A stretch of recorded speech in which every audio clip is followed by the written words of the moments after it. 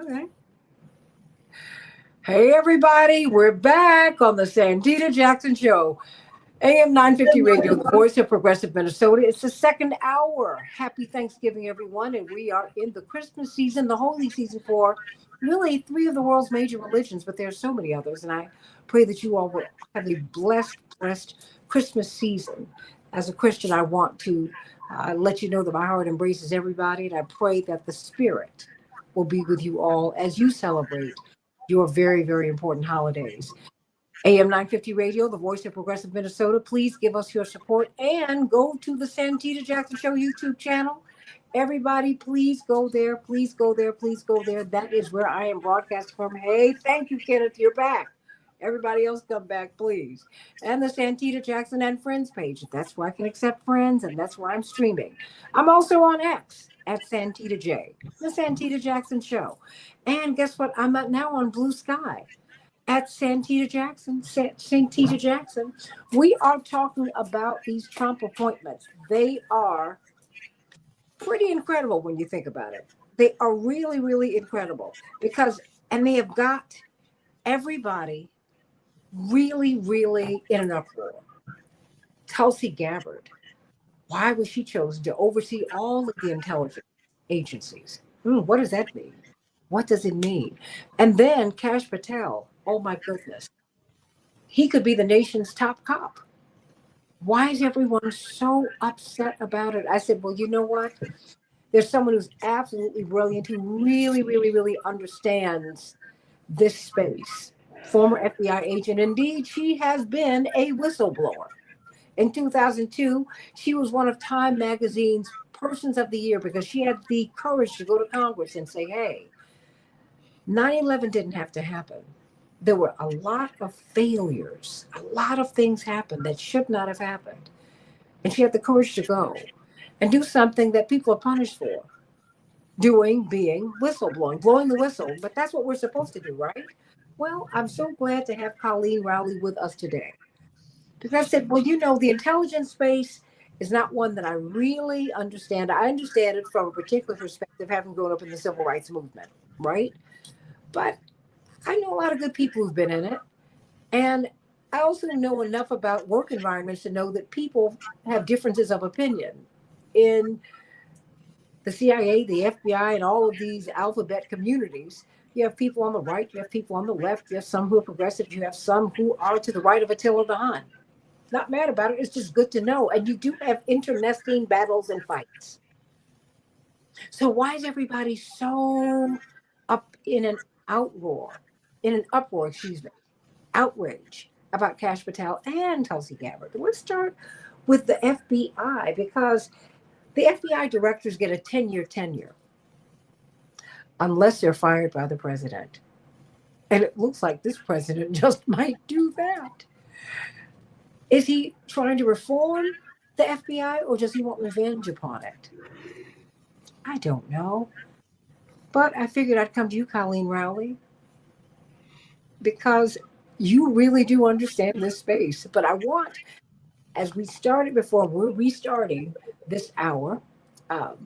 Hey, Zenobia. Hey, Kenneth. Hey, Andre.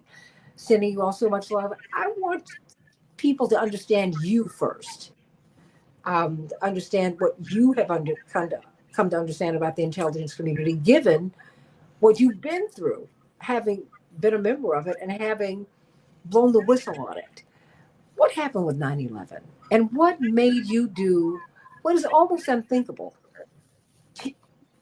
You told on them. Yep.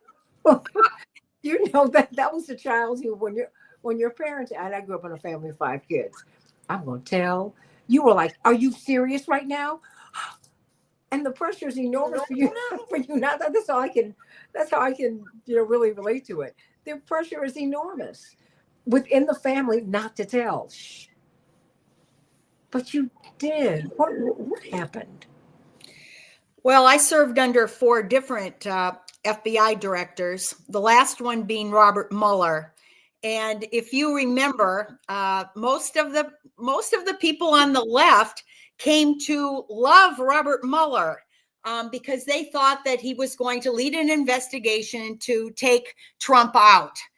In fact, I even got booed in front of a audience at one point when I said that I didn't think it was going to happen. I said, Robert Mueller is not the saint you believe him to be.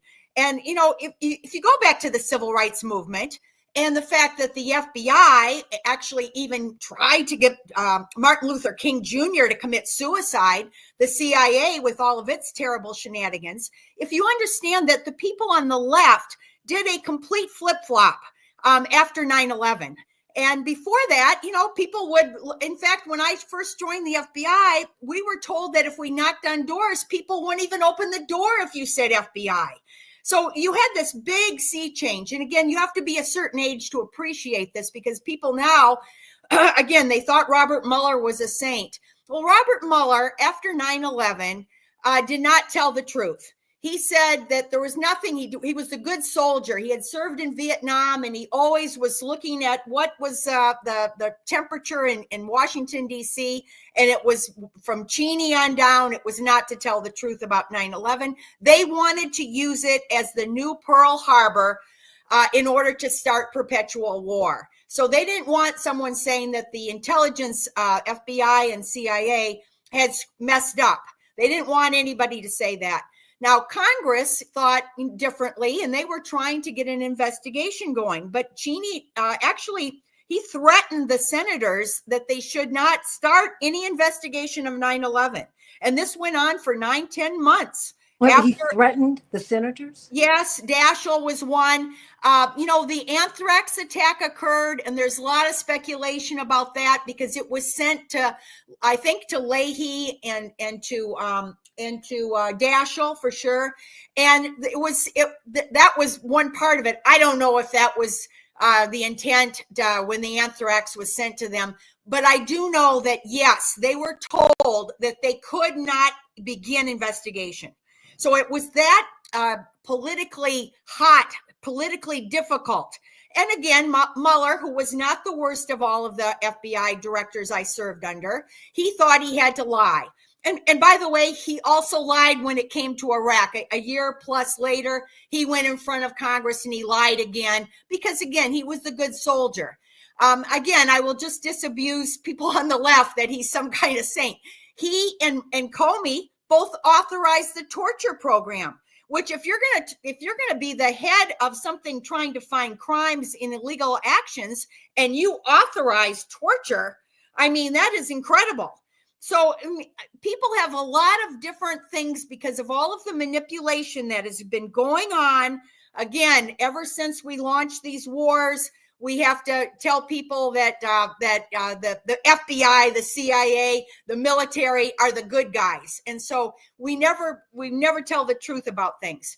So that's my background. Is I wrote a long memo, and I think that's why other FBI agents were also telling the truth that 9/11 could have been prevented. And I didn't even know the half of it. All I knew was there was a terrorist suspect who was arrested in August, a month before 9/11. He was an Al-Qaeda guy. And our agents even said to headquarters, here's a guy who could fly into the World Trade Center. So this was well known. I didn't know that the CIA had been actually surveilling the Al-Qaeda group for nearly 2 years because they did not share that with the FBI. Again, the way that 9/11 could have been prevented easily was simply by sharing information. But why didn't they share it? Why? Well, there's a lot of reasons, but it wasn't shared within the agencies, not even within the agencies. We found out that almost nobody knew even about the intelligence. The intelligence that was coming in for months before 9/11 was such that the directors had their hair on fire because they knew Al-Qaeda was attacking. Some of the memos said bin Laden is going to attack. And there was an FBI memo that went to our head people in the FBI, assistant directors. They all claim they never read the memos. It's incredible when you look back at this. And again, the public doesn't understand that this was the trigger that led to Cheney and Bush doing what they had said for 10 years. We're going to launch perpetual war. We're going to have war in Iraq, and then it's going to go to all these other countries. And that's precisely what happened. And we still get manipulated. Mueller, Free, by the way, Louis Free was one of the directors right before Mueller. And there's some information that he even covered up the Khobar Towers in terrorist attack in Saudi Arabia. And the reason he did that is because, you know what? The FBI, I mean, not so much the FBI, but more like the CIA had been operating the precursors of Al-Qaeda in Afghanistan. So when you have your own proxies, like bin Laden, by the way, and others, but when your proxies turn against you and then attack, you got to cover that up too. And again, there's a long articles by Gareth Porter about this, and there's a lot of evidence. Again, no one knows for sure that Louis Free, the director prior to Mueller, covered up an attack that killed 19 American servicemen. And again, we go back to Liberty. We know that cover-ups occur for geopolitical reasons because they will think that their foreign goals of foreign wars outweigh the truth. And, they all think the ends justify the means. They covered up the attack, Israel's attack, trying to sink one of our Navy ships, the Liberty. And that's been covered up now for decades. Well, I'm going to go back. I'm going to start with Kash Patel. There's maybe a few good things that your audience should know about him. Again, because if they just follow the mainstream news, which, maybe leans more into this Hillary Clinton Democrat partisanship that goes back to Russiagate and Ukrainegate and etc. They only listen to that. They may not know some of the better things about him. So I'm going to play devil's advocate here, maybe with your audience, and just say some of the good things. One good thing, he has promised transparency, even to release the JFK files, even to release more about 9/11 and the vaccine and all kinds of things.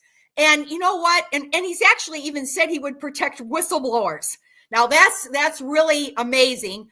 I have a feeling that he wanted to protect whistleblowers when the Democrats were in power. So when you had FBI agents who became whistleblowers about the Biden administration, Kash Patel wanted to protect whistleblowers. It remains to be seen if he will want to protect whistleblowers when Trump is in power.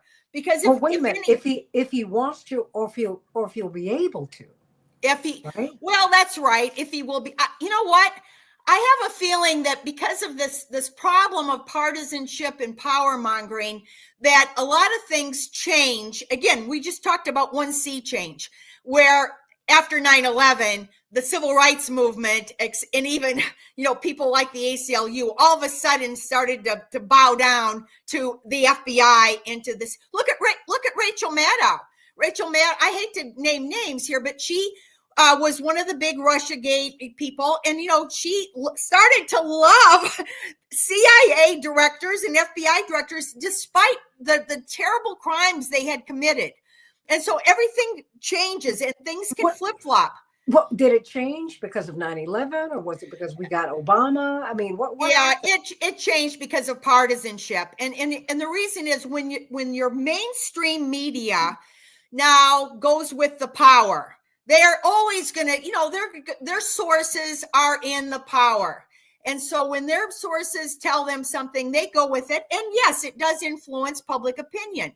I think you can chalk all of this up to mainstream, to war propaganda, by the way, war propaganda, the inability of any agency or leader to admit mistakes. I mean, that's common. Leaders are not, I really don't fault Mueller. Again, he was the good soldier. He lied about 9/11. He also lied about Iraq, which are very serious things. But on the other hand, you know what? I think Comey would have, Wray would have, Sessions would have, pretty much all of the prior FBI directors. So going back to Kash Patel, one good thing about him is he has promised transparency. We'll see if that happens. You know, I'm skeptical about everybody and everything these days. So, I mean, don't hold your breath, but he has promised transparency. And I will say one more good thing about him. Okay, under Comey, Trump kept Comey on because Comey still had a few more years left on his 10 years. And so he talked to Comey and he kept him on. Well, Comey, by the way, really was backstabbing Trump to the point where he almost did what the FBI did to Martin Luther King, which is sending him an anonymous letter saying you might as well commit suicide because we are going to leak the tapes of your hotel rooms. Okay, so what the FBI did, what Hoover, well, they already sent it to his wife. Yes, and publicly too. What J. Edgar Hoover did to Martin Luther King, Comey did to Trump. He did the same thing within. Wait. Stop. What? In January, I think a day or two before or after Trump's inauguration. I want to say it was even a day or two before, but it might have been a day or two after Trump's inauguration. James Comey, FBI director, came in and read the Steele dossier, which was a faked hoax thing that Hillary Clinton had paid to get, so-called dirt on Trump, but none of it was true. It was all made up. And there was a part of that Steele dossier, which then led to Russiagate. It came out of the Hillary Clinton, her explanation for why she lost. She wanted to say Russia was behind Trump and all this. It was all a lie, every part of it. But Comey came in. Comey knew, by the way, it was a lie because they had already debunked it. But he came in and read it to Trump. And he said, and by the way, this is going to leak to the media in a couple of days. So this is exactly on all fours with what Comey did. By the way, like I just said, Comey authorized the torture program. I wrote a Huffington piece on this that people, when I just deduce all the really terrible things about these directors, and I did Mueller and Comey because of Russiagate, and Huffington actually wanted me to write more, because they couldn't really believe how much baggage they actually had that had never come out. When you really start listing the stuff that they've done. And you know what? Comey and Wray, they're products of the military industrial complex. They both became FBI directors after making millions in the defense contractor weapon sales. Comey had worked for Lockheed, and I think he had made a few million as a vice president of Lockheed. And Wray, I forget, it was a contractor of some sort. He had made $11 million. So don't expect them to care about the American people. They know where their bread is buttered, even when they came in. Mueller, I think actually to his credit, was not bought and sold by the military industrial complex. I've never heard that he was, but definitely Comey and Wray were. But going back to the other thing that I find laudable about, and again, this is not to say that Kash Patel is a saint either. I'm just naming a couple of things that are laudable about Kash Patel. And one is that when this was found out that the FBI had lied to the FISA court, so these judges that can authorize the most intrusive thing that, if you go back to Vietnam, this was considered illegal to be wiretapping people the way they did. By the way, the way they did by Martin Luther King Jr. They did illegal wiretaps. So they came up with the FISA. With everyone who worked with him and for him. And if you had exposure to Dr. King. That's right. You were tapped. I mean, and because I have to say this because Robert, I hear you. He said you wouldn't go that far. He disagreed with you by comparing what happened to Trump to what happened to Dr. King. Besides MLK, J. Edgar Hoover was implicated in his assassination. I hear you, but no. Many people have wondered if Trump will be able to get to the inauguration. This is not a color thing. This is a power thing. Mm-hmm. See, when Dr. King was killed, he had just led a march of 1 million people in Central Park in New York City. He was then seen as the head of the anti-Vietnam movement. Mm-hmm. When he, on April 4th, 1967, finished his sermon at Riverside Church, in which he said, "I am coming out against the Vietnam War," Reverend Dr. Wyatt Walker, his former chief of staff, walked up to him and said, "Martin, you have just signed your death warrant." He said, "I know." See, that's the guy who my parents had started to work for. Because after he had won the Nobel Peace Prize, he then moved into an era of unparalleled unpopularity. So I just wanted you to understand that, Robert, because he was killed a year to the date to the minute that he spoke at Riverside Church. And Trump was trying to sign an end to NAFTA.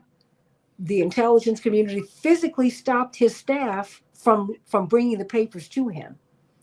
There are a lot of crazy things that happened in that White House. I am not I didn't vote for Trump.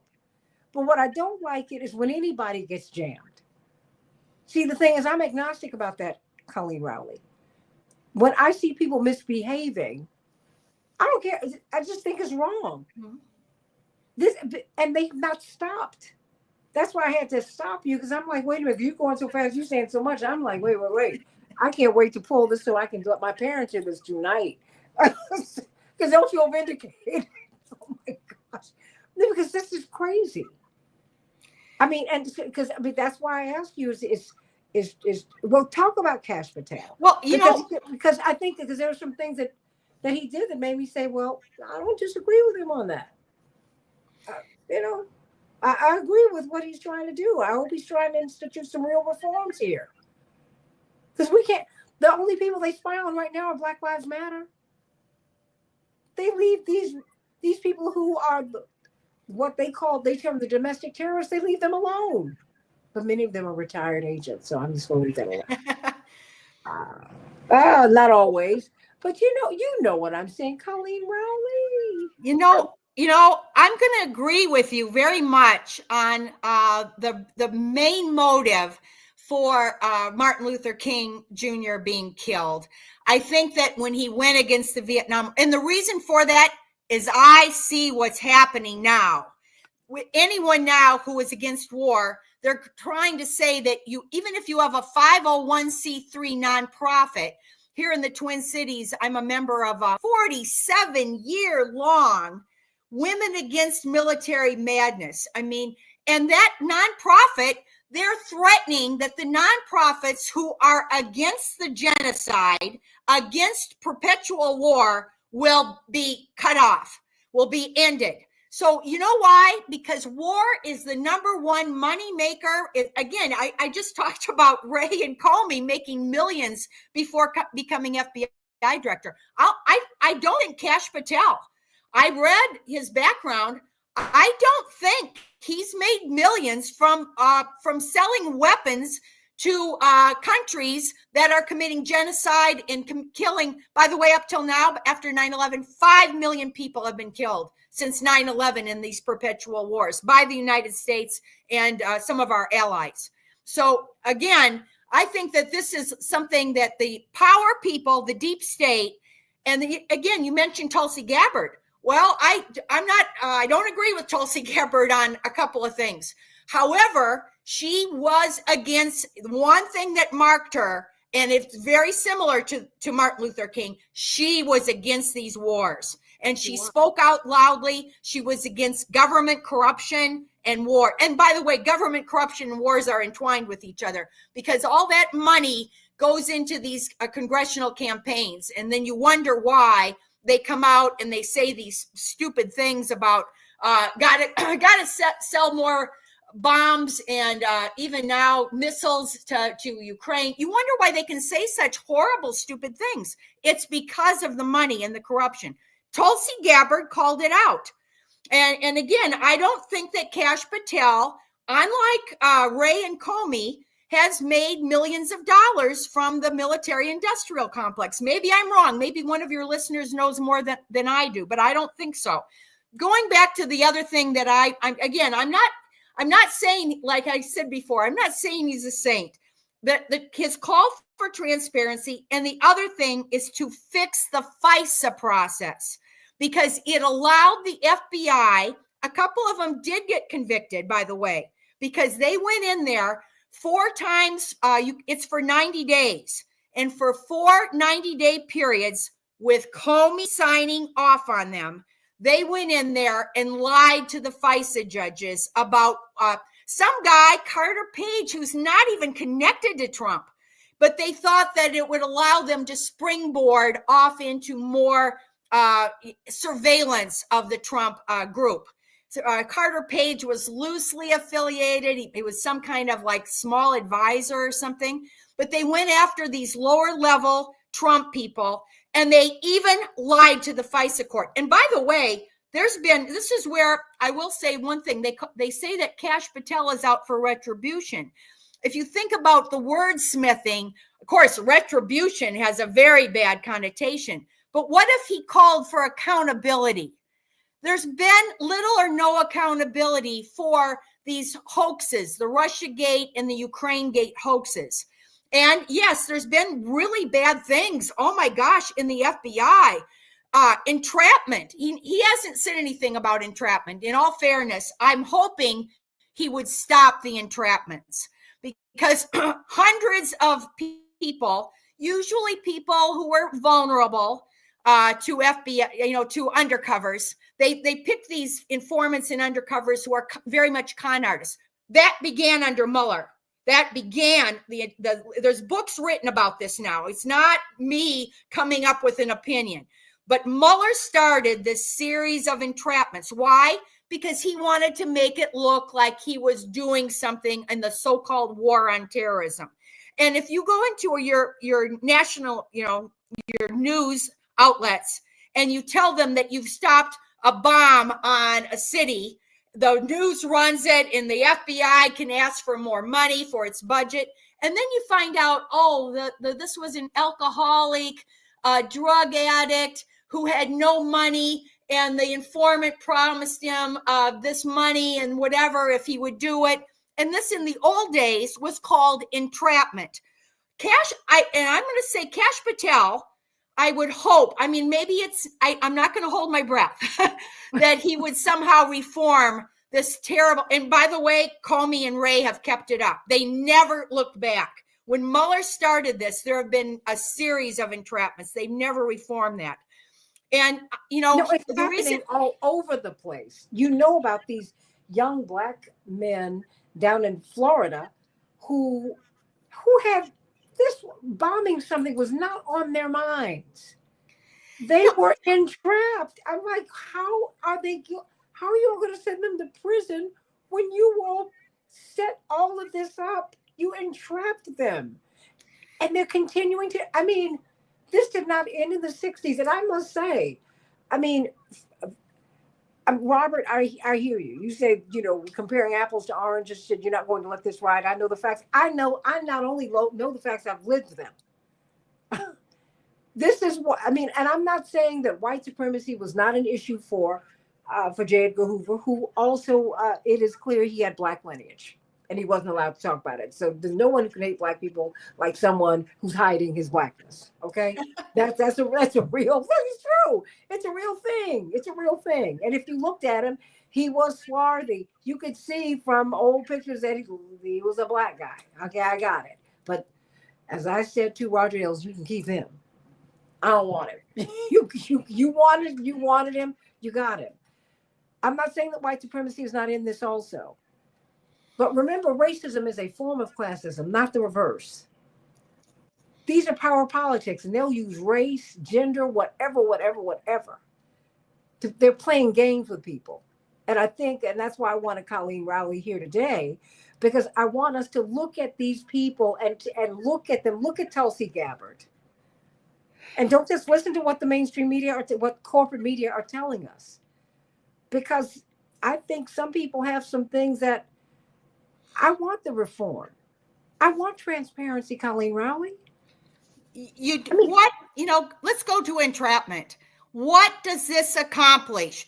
We have a lot of federal crimes in the United States, a lot. Public corruption is out of the roof, healthcare fraud. I mean, everything has spiraled because you know what? And even drug dealing. Why? Because the FBI after 9/11 focused on a couple of things. These entrapment cases, claiming that they were preventing terrorism. And I will put one caveat in here. There, in the hundreds of these cases, there is definitely a chance that some of them would have gone on if they hadn't been stopped and infiltrated by an undercover or by an informant. Yes, there is a chance that some of them might have gone on to do something, but the percentage is very small. And they did, by powerful con artistry, they were able to get a lot of these people to commit a crime that never would have happened. Mm-hmm. Again, that's a very serious thing that should be reformed. I don't know if Kash Patel will do it, but I will say that Kash Patel, unlike these other FBI directors, his BA, his college degree was in criminal justice. And this is what I taught. I taught our FBI agents criminal procedure, Fifth Amendment rights, Fourth Amendment, the Bill of Rights, by the way, the Fourth Amendment law of search and seizure. Yes, you can't lie to a judge in order to surveil or to listen in on someone. That's completely illegal and wrong. You can't torture someone to get a confession because you know what? Everybody will tell you a lie if you torture them. So this is what I taught for 13 years. I taught FBI agents. This has all been reversed after 9/11. They began to do all of these terrible things. And I'm not going to hold my breath on Kash Patel, but he was criminal justice background.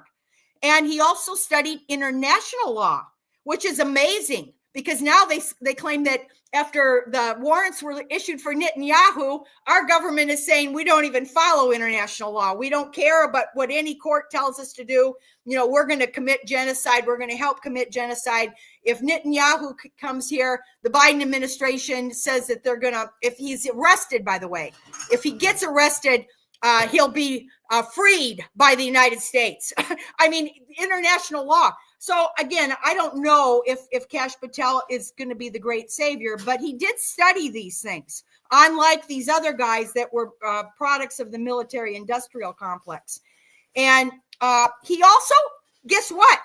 His first 7 years out of law school, he was a public defender.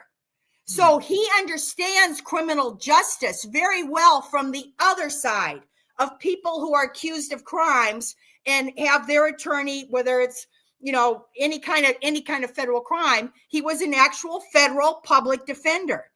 And so I think his qualifications are better than someone like Ray or whatever. And of course he did work in national security. And he was an advisor in the National Security Council. So he does have the counterintelligence. Maybe with that background in counterintelligence, he'll spot where the frauds are, like the Russiagate.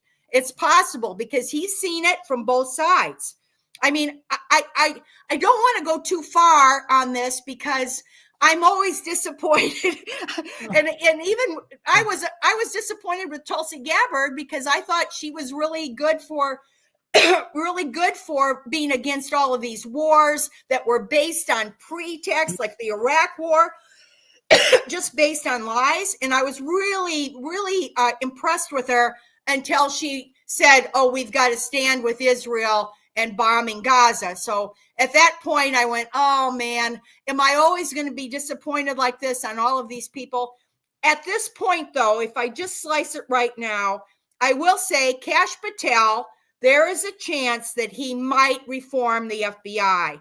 And I'm going to say one more thing I want to get in here. There's one thing that I actually said would be a good idea to depoliticize the FBI. What do you mean? Okay, so the FBI, when I mentioned how Comey and Ray became so political. Comey leaked things to try to take Trump out, which he gave to his friend to leak. And that's why Comey fired. What he did to Hillary. Yeah, that's why Trump fired Comey. And, Trump does have a bad taste in his mouth. But if you think about it, if an FBI director started leaking information to the press behind your back, yeah, you'd probably have a bad taste about the FBI. Yeah. But Comey did that. And the one thing that you can and then all of Strzok, I don't know if people remember these figures, McCabe and Strzok, their own emails are basically saying we have to take the president out because we're more virtuous, etc. So, I mean, okay, that's fine. Maybe they are more virtuous than Trump, but you can't be doing this when you're at those levels. And they actually did get fired, McCabe and Strzok and Comey. So the issue is, how do you depoliticize the FBI? Well, if you went back to J. Edgar Hoover, I only know one good thing about J. Edgar Hoover, by the way. I know all kinds of bad things about J. Edgar Hoover. I do know one good thing. He did not engage in partisanship to the point where he said that he wouldn't even vote. He said, I don't want to be Republican or Democrat. Now, it's very limited what I'm saying, by the way, because he was spying on the administrations because he was the most powerful, and then he could get dirt on both parties. And everybody. That's right. He threatened them. Right. But in order for him to elevate himself to be the most powerful thing and get this blackmail information on different administration figures of both parties in Washington, he claimed that he was not political and wouldn't vote and would not even vote. And you know what? In the FBI, he instituted the Hatch Act, the strongest form of the Hatch Act, which prevents any FBI agent from ever mentioning politics. You could not mention that in the office. Now, you saw Strzok and McCabe talking with each other, etc. But that was not allowed when I worked. In fact, I was supposed to be the one enforcing it. You weren't supposed to wear a campaign button. You couldn't wear a campaign button in the office, the Hatch Act, and that all went back to Hoover. So again, very limited, but that was one good thing about Hoover. That all kind of went away, as you can see now with the politicization. Kash Patel made a recommendation. Whether he would do this is, I think it would be difficult for him to do, and I really doubt he will. However, he said, take out FBI headquarters in Washington, D.C., and put them back in these 56 field offices where they can actually work on crimes. Okay? You know why the politicization occurs is because Washington, D.C. itself, with the money, campaign, corruption, it's such a cesspool that when you have your FBI right there, it's very easy for them to fall in and become corrupted. And actually, if 9/11, think about this. If our agents in Minneapolis had not had to go to FBI headquarters in order to get permission to do the FISA search of the terrorist suspects' belongings, they got stopped by FBI headquarters. The FBI headquarters would not share the information with the Department of Justice. I said even between agencies, let alone with anybody else. So if they hadn't had to do that, if they could have gone to a judge, by the way, to a judge, they wouldn't have done this on their own as rogues. But if they could have gone to a judge in Minnesota and said, look what we have here, look at this information. They had really tremendous information, probable cause. It's now admitted they had probable cause. But Mueller, there was no probable cause. Well, that was found out they did have probable cause. So if they would have gone to a judge would have signed off. They would have found out that the one suspect here was connected to the hijackers. And that's one way, just one way that 9/11 could have been prevented.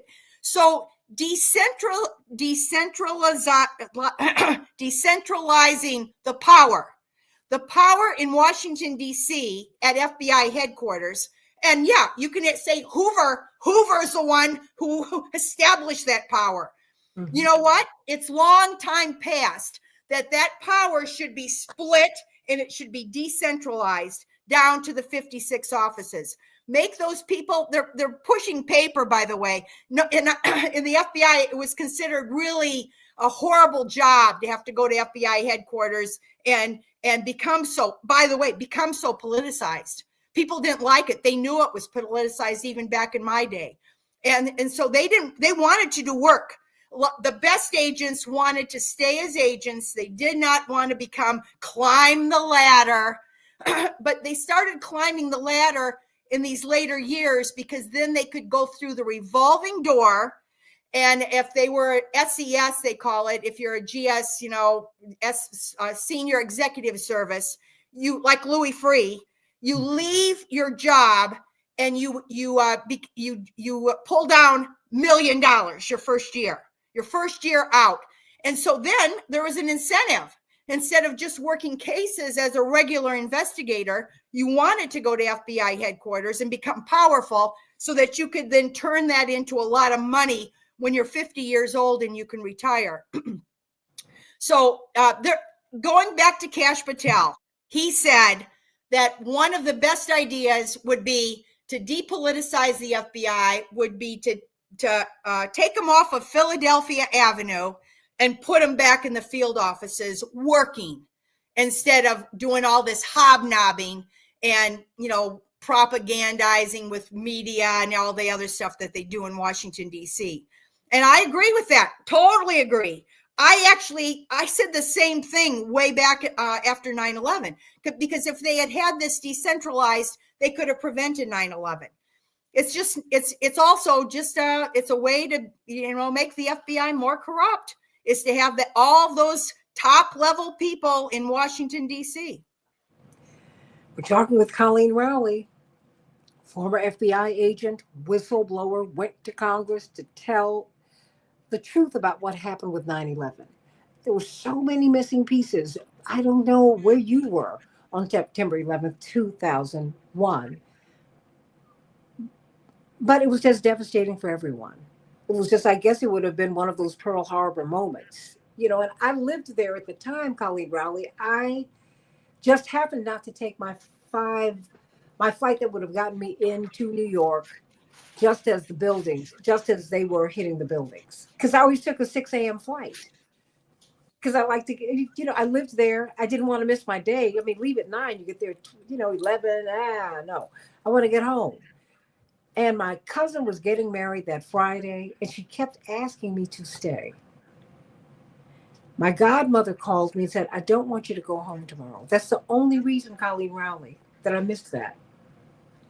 And when I tell you that I have friends who work down there who are dead now because they got sick, I don't know what toxins were released in the air down there, but it was awful. It was awful. And it took a lot of people out and took them out quickly.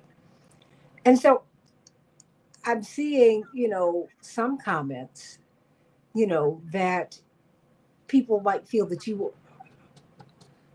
are spewing right-wing talking points.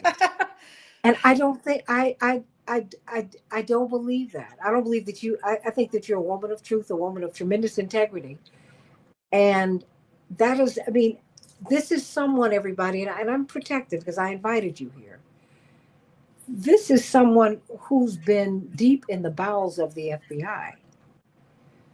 This is something she's not guessing. This is something that she knows, which is why I asked her to come here, and she was generous enough to give of her evening to be here. And I know you don't mean any harm, everybody. But sometimes when people have been in it, you need to listen to what they're saying. That's why I was saying with Kash Patel and these people who are like Robert Kennedy. I'll straight up with you. I'm glad that he's been nominated. Do I agree with everything about it? Nope. But this is someone who up until about 12, 13 years ago was greatly admired because of his work that he did in the environmental space, taking on Big Pharma, uncovering environmental racism, and on and on and on. And looking at why so many of our children are sick, why so many Americans, more than 280 million of us are overweight. I'm a poster child for that, Colleen Rowley. I lost more than 200 pounds having had surgery. Now, you still need to do keto, everybody. Just so that you know, the surgery is a tool. It doesn't do everything. But when I came off the surgery, and I had the best surgeons in the world to perform this particular surgery, the DS, the biliopancreatic bypass, Colleen Rowley, there were certain foods that they absolutely forbade me to eat. They said MSG, everything you need to eat needs to be clean. And when I kind of moved off the reservation, my health took a hit. So I've gone back to that. My point in saying this is that sometimes don't just take the road that everybody else is traveling. The corporate media, they have an agenda, Colleen Rowley. And one of the ways, let me go back to the corporate media. One of the ways that they are able to so effectively manipulate the public is they divide us into silos. And so people do go to their, whether it's left wing or right wing, they go to their what they think is going to confirm their group or their already their prior opinion. And yes, there's a lot of, this is the way people are controlled. You have to understand the truth and the facts. I mean, to this day, I think somebody will say it's right wing to say that Russiagate was a hoax. No, actually, factually, it was a complete hoax. The Steele dossier was a complete hoax. And Mueller, all of these people went along with it. Now, when you get fooled, Mark Twain had something. He said, it's easier to fool someone than to try to tell them that they've been fooled. Because once people lock in, and I'm just going to encourage people to do more reading and research, and don't let your silo or your group bias make your decisions for you. Here's what in all fairness to the CIA, they have one part of the CIA. They're called open source analysts. And they look at everything. They look at foreign countries' press. They look at all this, and then they connect the dots between what is being said. They don't limit themselves to one single area. They have to look at the gamut. And the best intelligence comes from looking at everything. I mean, Rush Limbaugh did not have too much intelligence. But occasionally, when I was channel flipping and I landed on Rush Limbaugh, I would listen for a little while just to see what he was saying. And this is the type of, if you want to be real smart about these things, I'm going to say too, I'm not holding my breath that Kash Patel will end this whole long series now of post 9/11 entrapments. I don't know that he will reform the FISA process. I really doubt that he will decentralize and depoliticize the FBI. But there are some indications. And one of the things that the deep state is really, furious, and they're trying to smear Kash Patel and Tulsi Gabbard and Robert Kennedy. One of the reasons they're doing that is it threatens them. And so if you understand this motive and understand that, you know what, they want to have control over the FBI, et cetera. They don't want to lose control. And therefore, I think that it's worth looking at some of the good things. We'll see if he gets confirmed. I don't know that he will, because the media is still very important on this, and Gates could not get confirmed. And, so I think that who knows what will happen with Kash Patel, but I think he's got pretty good qualifications, and he is not, I don't think he is, he's a loyalist. He's a Trump loyalist, just like the Attorney General Bondi, who has been nominated. Yeah. They're loyalists. No doubt about it. They're loyalists to Trump. And if they get carried away with their loyalty to Trump, that could spell trouble. Absolutely. But on the other hand, right now, I pointed out like 3 or 4 things just to keep in mind during this thing. And the number one is transparency. Transparency. In fact, the 9/11 Commission said if the information had been shared with the public, we've come to believe now that secrecy, especially with all the documents, Trump document gate, and Biden took documents to classification. we've come to believe that classification and secrets protect us. I'm telling you, it's quite the opposite. And even the 9/11 Commission said, if that information had been shared with the public, it most likely would have prevented 9/11. Just the sharing of the information. And so the one big thing that hopefully, if it's not Patel, it would be somebody else, is to try to reintroduce some transparency and end the excessive secrecy that is allowing lying about war, lying about genocide, all of the lying that's going on. State Department people recently, Blinken lied. He said there's humanitarian trucks are getting in. The State Department had it right there. No, they're absolutely not getting in. He lied right in front, and you know what? No accountability for this at all. And so if you're a State Department person, you say, oh my God, that's not true. The humanitarian trucks are not getting in. Some of them resigned. They resigned because of this line. But, this is a real problem. We have to tell the truth about this. But the secrecy and the classification is allowing the worst things to go on right now. Colleen Rowley, everybody. FBI whistleblower, I thank you so much for sharing all of this with us today. This will be on in the morning, because I think that we've got to look critically at what is happening within our government and in our society. I think what we have to do, Colleen Rowley, is, like you said, get out of our silos. Because one of the things that I learned just in the civil rights movement, something else that I learned really when my father ran for president, and he got so close, everybody, you cannot imagine how close he got to getting this thing. But there were things that he would not do. So they wouldn't let him in, Colleen. You know how it works.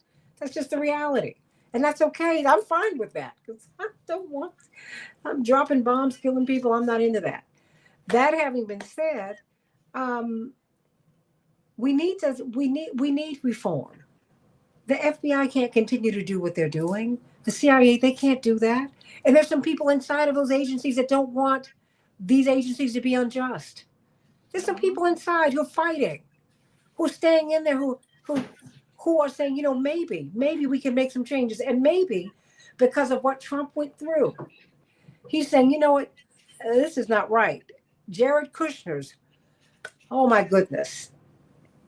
His father's family, they were in a big fight with Chris Christie, who was the top cop in New Jersey. And the fight got really, really nasty. And the Kushner family were having a dinner. And I think Mr. Kushner's sister and her husband, his brother-in-law, had been infidelitous, and it was caught on tape by Chris Christie. Correct me if I'm wrong, Colleen Rowley. He sent the tape to the family while they were having a family dinner. You don't have to like Jared Kushner and his family. But you don't do that. You don't. While Coretta King is sitting with her 3-4 children, you don't send her tapes. What?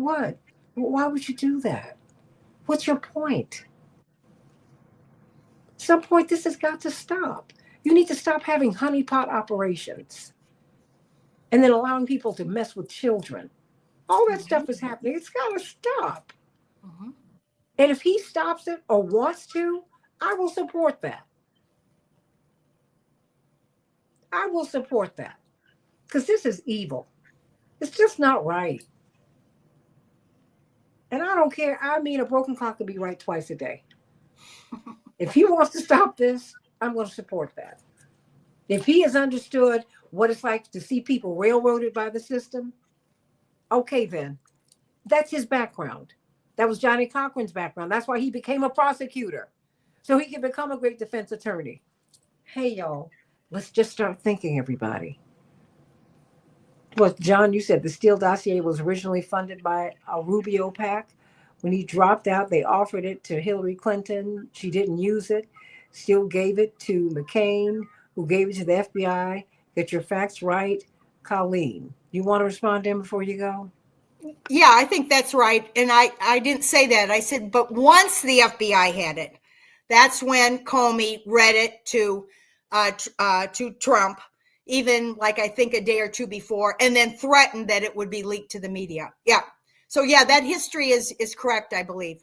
Yeah, but and they give it to and they don't stop there. They give it to Melania and Ivanka and to Donald and to Eric and to Tiffany. Might even give it to Barron because they want to disrupt people's lives and their families. Y'all, that's what they do. Mm-hmm. And it just has to stop. Trust me. It just needs to stop. Colleen Rowley, whew, thank you so much. I can't wait to have you back. I mean, we will see. I'm not going to hold my breath, but I know that a lot of people go in who want to institute change. They can also get cut off at the pass. So we'll see. But I thank you for giving us this side of the story because we needed to hear it. We're not hearing it anyplace else but on AM 950 Radio, the voice of progressive Minnesota, the Santita Jackson Show. And everybody, I'm going to be talking with Lisa Pease. She's probably done more investigating of Robert Kennedy Sr.'s murder, his assassination. We're going to talk with her about why that still matters today. Sirhan was standing in front of Robert Kennedy, but the kill shot was behind his ear. Why aren't we talking about that, everybody?